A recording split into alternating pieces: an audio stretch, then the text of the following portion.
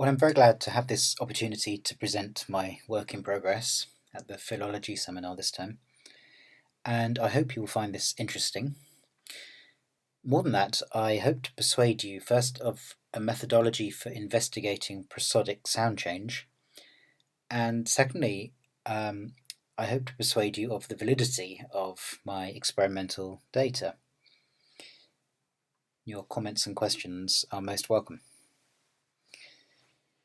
My research is focused on the Indo-European word accent from an acoustic phonetic perspective, and this year I have been looking at a subject which has long been of interest to me: the reconfiguration of word accent in Latin.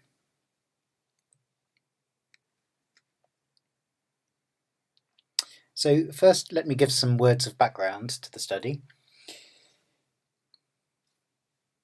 We reconstruct a mobile stress system for Proto-Indo-European. So this means that there was a prominence which fell in different parts of the word according to different principles such as Ablaut and morphological paradigms, and to some extent we see this preserved in Indic. In the Western languages, there seems to have been an innovation of a regular pattern of word initial stress. So by this Western group, I'm referring to Germanic and to Italo-Celtic, assuming a common ancestor to the Celtic and Italic languages. Old English certainly had this word initial stress from as far back as after the time that Werner's law was operative. So Werner's law tells us that the voicing of medial consonants was dependent on the position of the accent. Centuries later, this same innovation happened in the Central group, for instance, in Slavic and Baltic, and this kind of innovation is hardly a rarity in the languages of the world. There's a clear benefit to marking the start or end of a word or word group with some kind of prominence, namely to help the listener chunk the stream of speech and thus aid communication.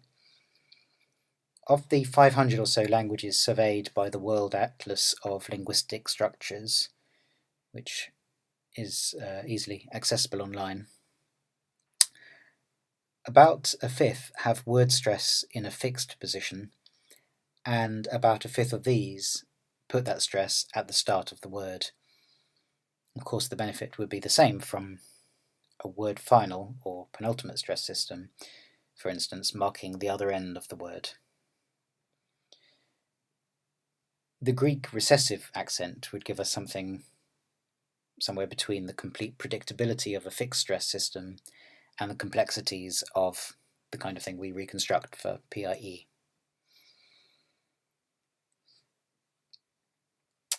And the compelling reason to assume that at an early stage in Italic and Celtic, that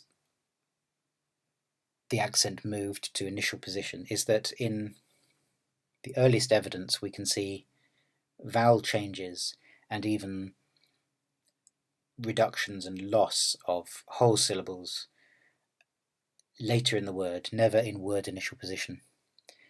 And this is typologically associated with a strong prominence preceding these syllables. It really goes hand in hand with a strong accent early in the word. So in Latin, for instance, we have alternations such as lego and deligo, where the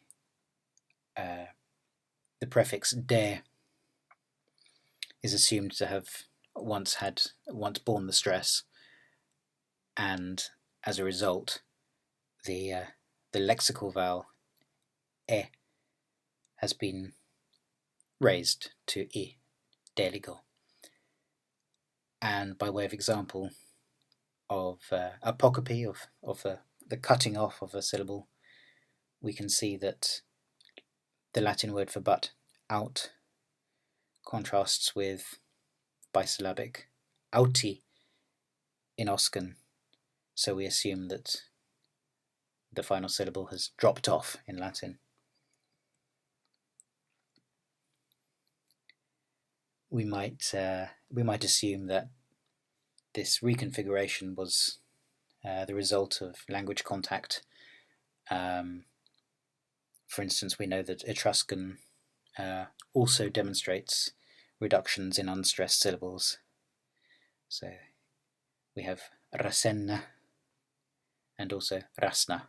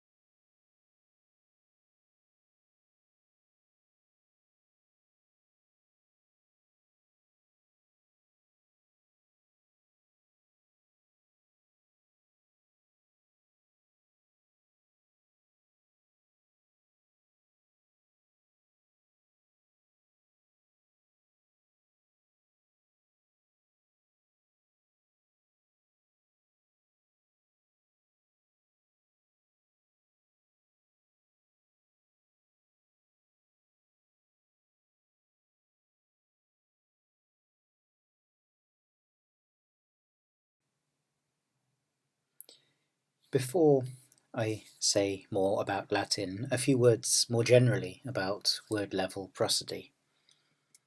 The idea that a word should have an accent suggests that there is something more prominent about part of a word compared with the rest of that word. So, for instance, a word of a certain length can be divided into several syllables, and one of these syllables somehow stands out against the backdrop of the others.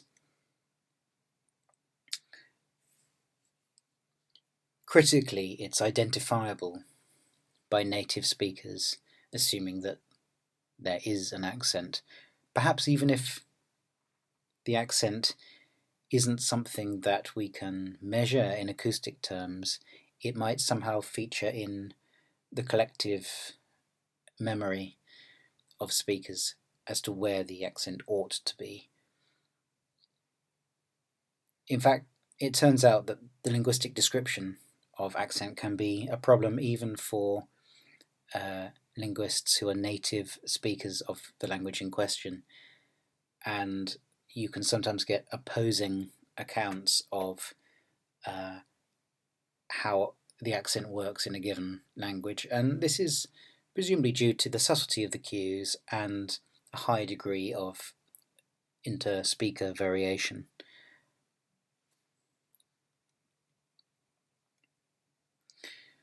Well, really there are two aspects of the lexical accent that we might want to look at. One is the position, where it falls in the word, and the other is its properties. What does it consist of?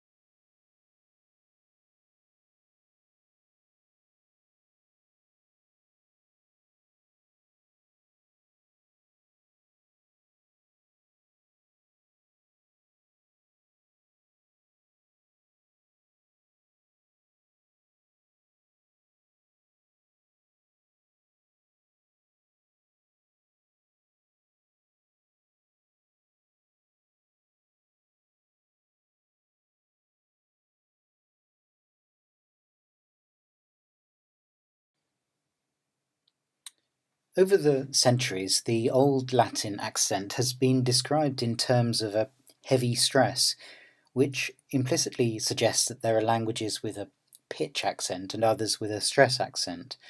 But this dichotomy doesn't bear up to scrutiny. A more useful characterizing of different prosodies is to speak of stress-timed or syllable-timed languages. In fact, you can more or less plot languages along such a continuum. For example, world Englishes vary in how evenly their syllables are timed. Singapore English is characteristically more isochronous than British English. Even a language which critically uses pitch to maintain lexical contrasts, such as Mandarin with its 4 tones, would be classified as a stress type of language because some syllables are longer and louder than others, and some syllables, especially those bearing the so-called neutral tone, do not introduce a new turning point in the pitch contour. It is appropriate to call Latin a stress-timed language for the very reason that some syllables are subject to so-called weakening processes, and some are immune to them. So there is a circularity to this description.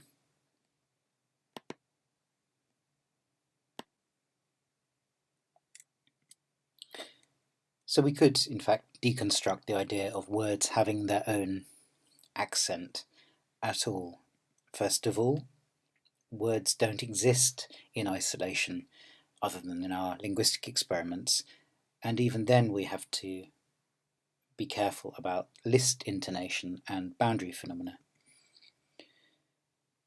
Then, what happens if the surface form doesn't match the lexical form? So, for instance, the word 19 in a sequence such as 1984,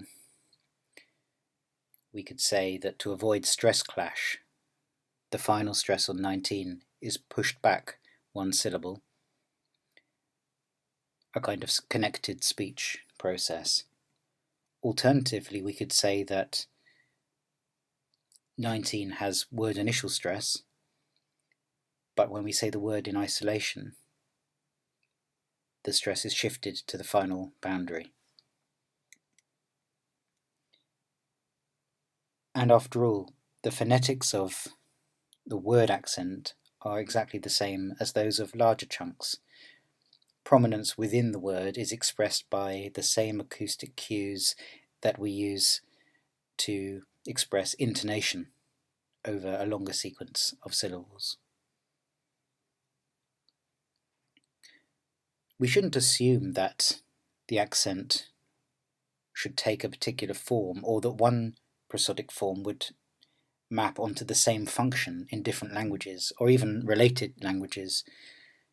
In fact, Bryony Williams' thesis on modern Welsh shows that the language is characterized by shorter syllables with lower pitch and lower intensity, pretty much diametrically opposite modern English stress in Britain. So back to Latin, and now the accentual scheme for classical Latin from the late Republic onwards. And this is neatly summarized by the so-called rule of the penultimate. This says that if the penultimate syllable of a word is metrically heavy, that's where you put the accent. If it's light, the accent goes back by 1 syllable and never any further back than that. There's a handful of seeming cases of word final stress, but these result from contractions and syncopations in frequent expressions. I'm going to put these to the side for now. To all intents and purposes, the classical Latin accent fell on the penultimate a lot of the time, and if it wasn't there, it was 1 syllable previous to that.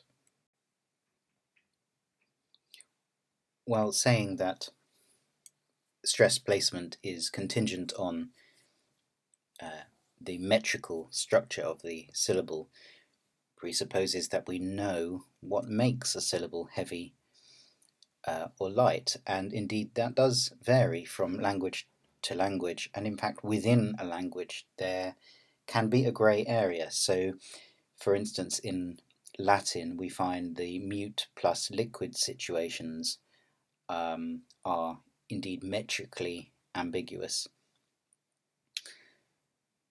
Did Latin have contrasting pairs minimal pairs differing only by stress? By traditional analysis, no.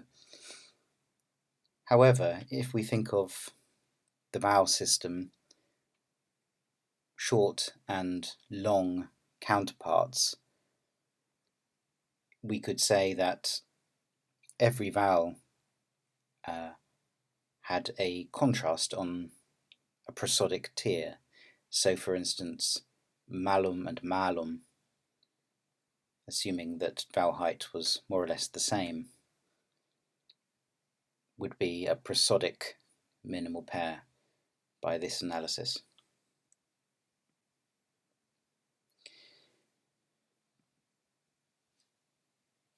So this weakening of vowels that I mentioned earlier happened in all the languages of ancient Italy, as far as we can see. In Latin, typically in compounds, low vowels were raised either to e or to e. So, for instance, the verb facio, to make, the central vowel in reficio and in refectus has changed. This is not a change we would expect if the stress had stayed in that lexical position. We assume that the weakening has been possible because of a word initial stress, in this case, stress falling on the re prefix. Similarly, there's a raising in from midvowels, teneo, retineo, and there's a raising of diphthongs.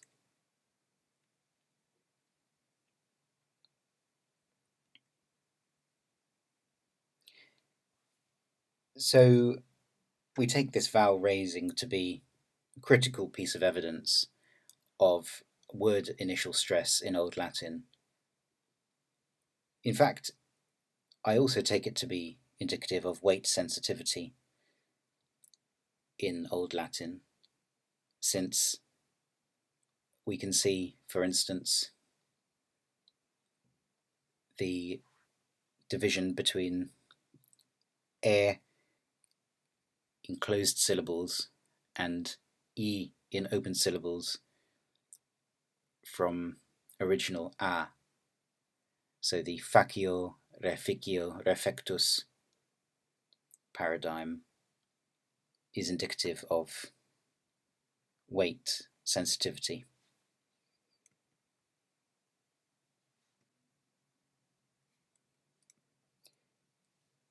So that's so-called vowel weakening. Sometimes the effect of stress timing was the loss of medial and final syllables altogether. We are familiar with this kind of rhythmic phenomenon in English words like chocolate and certain place names like Worcester.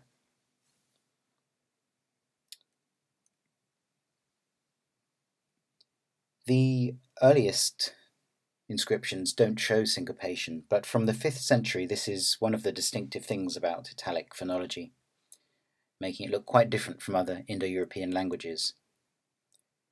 Not only in the first appearance of lexemes, like princeps, but in the syncopation of Old Latin forms like balneum, the bath word, borrowed from Greek, into trisyllabic balneum in the later language.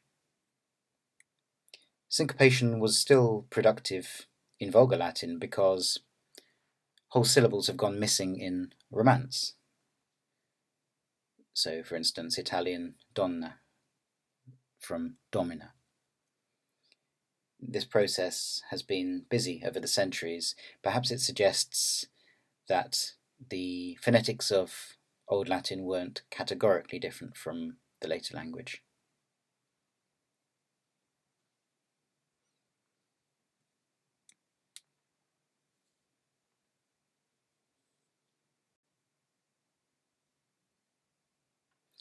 There has been a lot written on the subject of the possible phonetics of the Latin accent, And Nishimura's thesis in UCLA just a decade ago neatly sets out the contrasting views, which fall into two camps. The so-called German school reckons it was an intensive accent of some description. The French school has its roots in the grammatical tradition that wants to see the classical accent as a Hellenizing imitation. But we have already discussed the problems of characterizing lexical accent in terms of pitch or stress as though they were in opposition. And surveys such as Lepchi's in the 60s cause us against jumping to conclusions based on unhelpful ways of framing the question. Coming at this from an acoustic perspective, I want to leave the debate to one side, except to say that typologically, we would be out on a limb to think that pitch movements alone would underlie the syncopes. Different types of evidence are cited in the discussion of the Latin accent. For our purposes, I want to say a few words about how versification helps us to chart the journey from Old Latin to the classical accent. Well, the usefulness of poetry in this kind of research rests on the assumption that there is a match between the prosody of natural speech and the rhythmic patterns of the verse. So, for instance, in Old Latin, we would hope that the ictus of the verse would align with the initial lexical stress. Unlike, for instance, in quantity-based versification, so in classical Greek and Latin, we know that there is a mismatch between word stress and the heavy syllables of the verse form.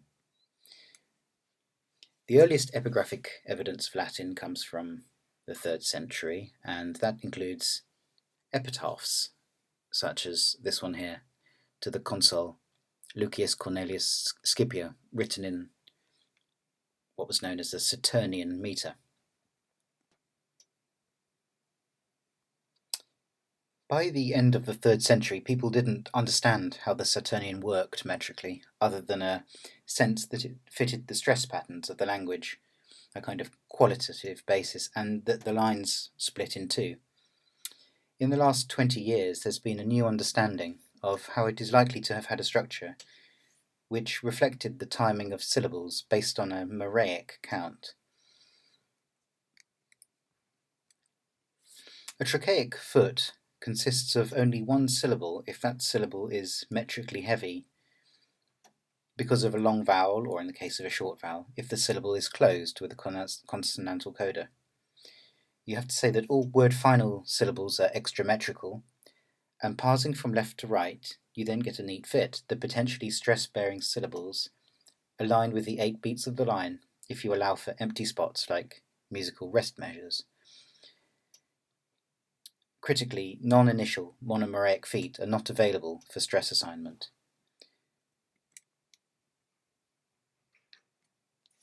So in words like this, we can see that the final syllable is ignored, whatever its length. It's irrelevant to the metrical analysis. And then in a word like adoriri,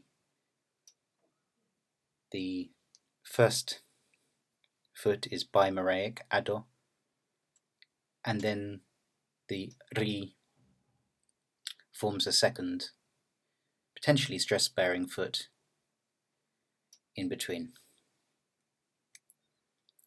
In a word like facilius, we have a bimoraic foot with the stress on the first syllable.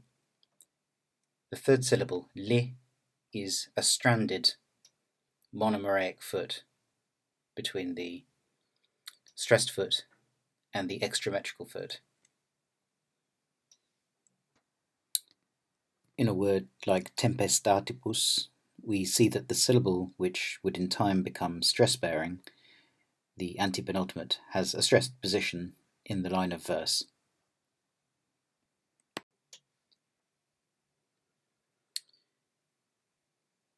In the comedies of Plautus and Terence in the late 3rd century, we find that words like facilius must have retained initial stress in order to fit the meters he was writing in.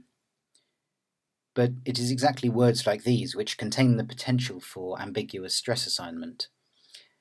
The left-to-right scansion that we applied to words so that they would fit the Saturnian would give us, for instance, a bimeraic foot, faki, and then a stranded, unstressed monomeraic foot, li, and hypermetrical us. But a right-to-left analysis would give us monomeraic fa, then bimeraic kili, now available for stress assignment. So in these abstract phonological terms, we can see how there would have been ambiguity and eventual movement of stress position.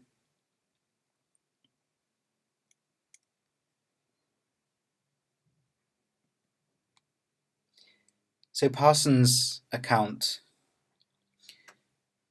confirms a word initial position for Old Latin stress, but also tells us that there was a sensitivity to syllabic weight at the time.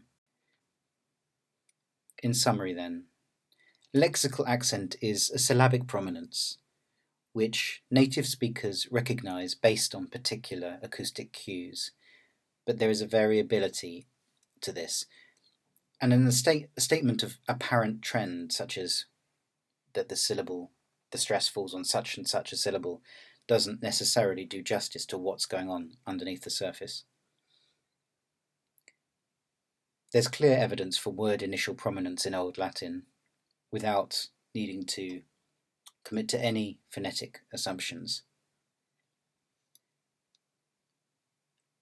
The Old Latin vowel weakening and syncope and apocope implies that there was a sensitivity to syllable weight and that syllables were non-isochronous.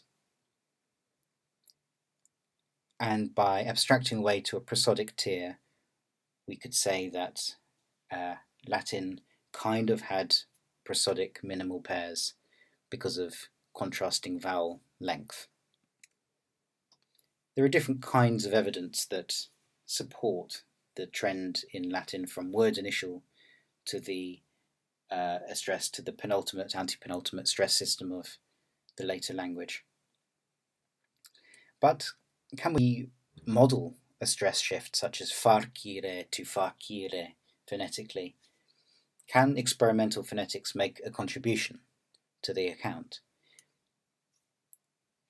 Is there perceptual support for this kind of story? What could the gradient drift in the acoustic signal look like that underlies the categorical looking change? Well, I'm thinking of potential prosodic cues as being like a fluctuating plane, such that polysyllabic words may appear to promote different syllables depending on the parameters. Can we control these parameters?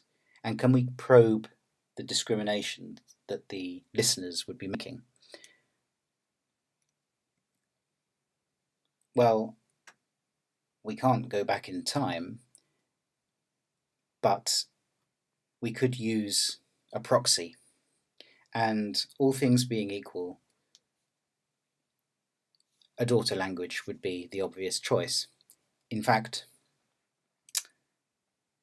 very conveniently, Italian displays a whole set of words which differ only, or more or less only, by stress position, such as ancora, ancora. We could take these minimal stress pairs as a proxy for the Old Latin stress and the classical Latin stress.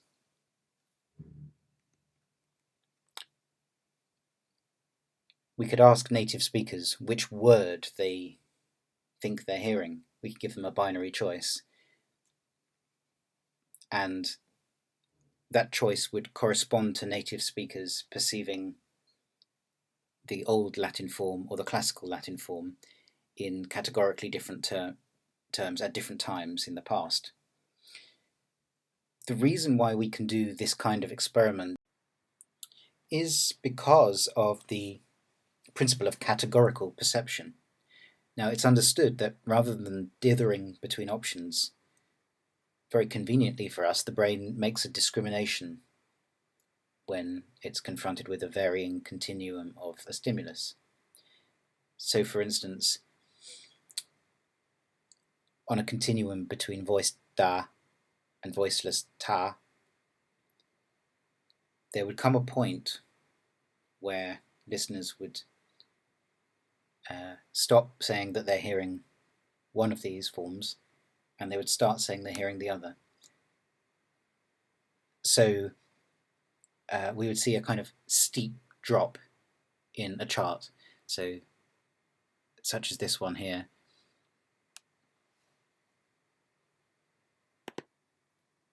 We could essentially say that there is a categorical boundary, a phonetic boundary, at the 50% mark.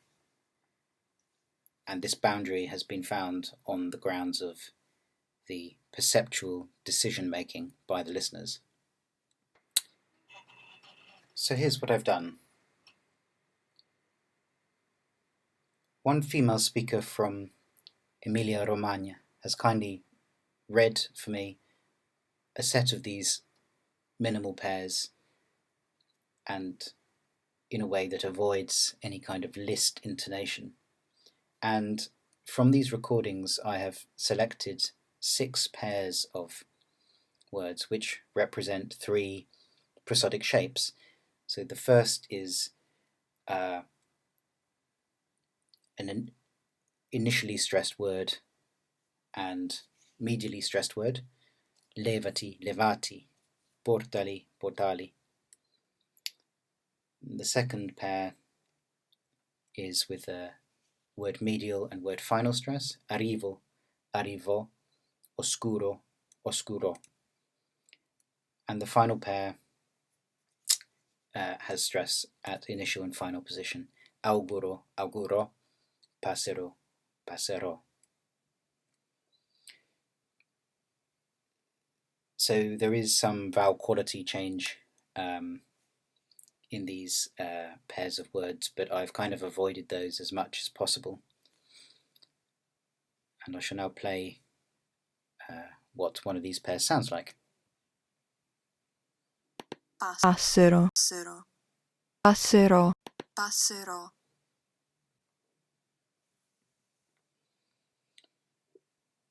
So I've had to limit myself in terms of which cues I can work with, and I'm just looking at duration and pitch on the basis that these have been presented as salient cues for Italian speakers.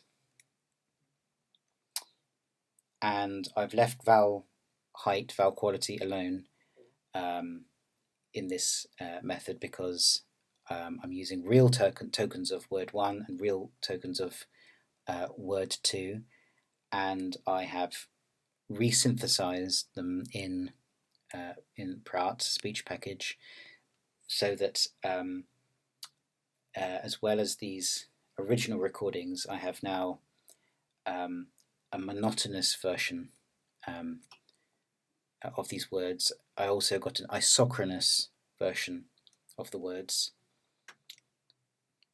and I've got a low pass version of these words, which takes all the kind of spectral information out of the picture. So this is like the kind of speech that's heard in the womb.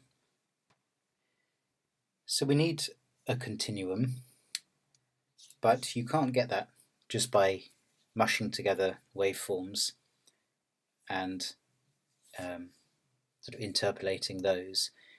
You need to do some kind of vocoding to ensure that you're interpolating the relevant frequencies.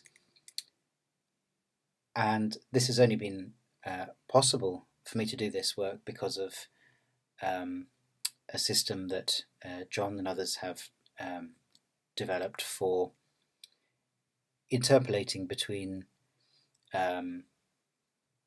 waveforms of more or less the same duration, it uses the freely available AHO coder, and it turns the speech into Mel frequency Kepstrom coefficients, and the encoding consists of an MFCC file and the pitch trace, and from that you can ask it to produce a series of 9 intervening steps. So now for each pair of words we have a continuum of 11 wave files. And so, for instance, if I plot the F0 contours, the fundamental for the Portali continuum, you can see that that there is a sort of gradient looking movement between the original first and second words. And the continuum sounds like this. Portali, portali, portali, portali, portali, portali, portali, portali, portali, portali, portali. And I have also generated continua for the pairs of words, having put them through a filtering. So, for instance, where I've got the level pitch, it sounds like this. Oscuro, oscuro, oscuro, oscuro, oscuro, oscuro, oscuro, oscuro, oscuro, oscuro, oscuro. So then the question is, what do native Italian speakers make of these continua? So I've run a pilot experiment, and 9 people have kindly sat the listening task for me. I gathered information about regional background and so on, but I haven't done any kind of screening. In theory, I could screen out people who listen to word 1 and tell me it's word 2 or some such. I have randomized the waveforms. There's 264 of them because we've now got 11 steps for each of these pairs, and we've got the 4 conditions: the original, monotone, isochronous, and low passed. So the question that they're asked is, which word did you hear? So they have a binary choice, and they also give me a goodness judgment, telling me how convinced they are of their choice, which I think will be useful information, though I haven't yet done anything with this. Because of the current restrictions, the lockdown, I've put it onto a web platform, and this was very doable with a system at a site called testable.org, which I'm recommending. And here's a screenshot from inside the experiment. This is what the participants would have seen. First of all, a screen asking them which word they are hearing. That's the top screen, and then that would have been immediately followed by this decision. They've got to decide how convinced they were of their decision. And all these decisions were logged, and I've done some analysis of these results. And the thing to bear in mind again is what the curve should look like if there is a categorical boundary in their decisions. So we would expect to see a steep drop, and well, in the case of the low passed speech, you can see it's kind of higgledy-piggledy. There's no real pattern there. But I think you would agree that in the other 3 conditions there is indeed a pretty steep drop. So I'll superimpose them like this and take out the low passed condition, and we can see that the 50% mark lies somewhere between steps 6 and 7. So slightly to the right of the midway mark.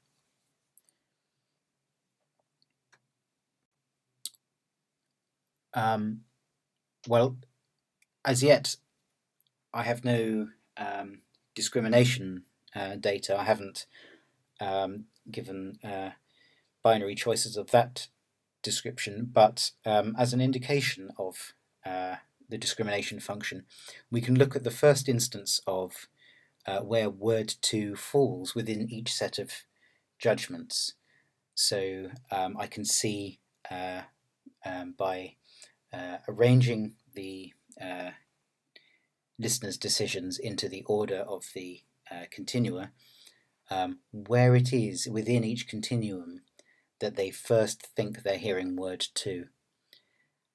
And you can see on this chart that, again, I'll take out the low pass data, we can see that it's around 0.7 on the continuum.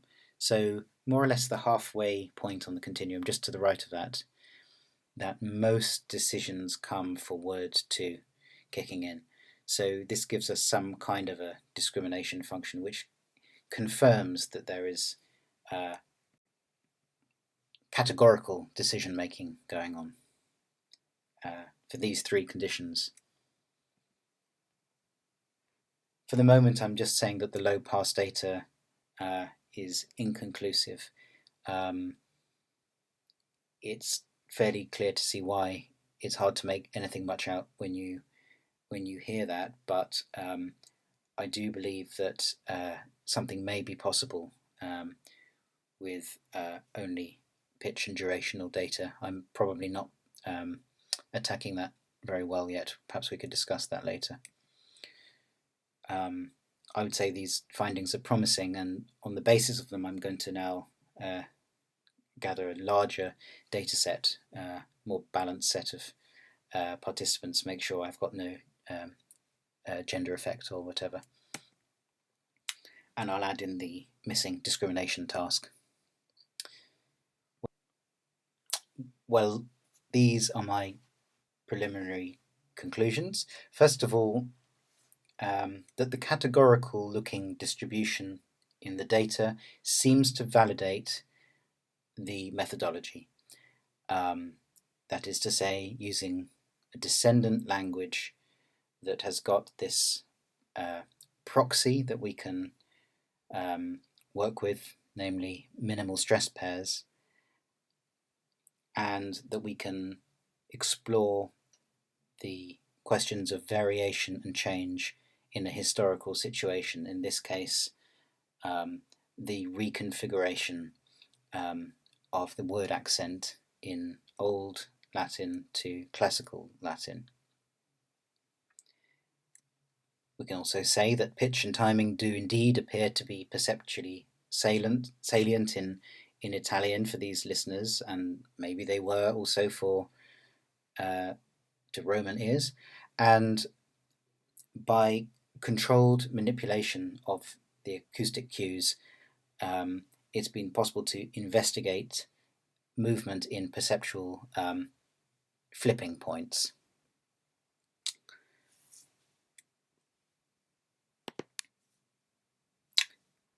And secondly, the perceptual evidence supports the philological argument that the move to the penultimate system of the classical period and beyond can indeed be seen as a reanalysis of primary and secondary stress, as opposed to, for instance, the idea that the classical system was merely an imitation of the Greek recessive system, though I'm sure this idea is no longer current, and perhaps the philological argument required no further support. Any further conclusions at this stage, I feel, are rather tentative, but I welcome comments and suggestions and questions on all of the above. Now, this analysis is correct, it confirms that there was a perceptible word initial stress, and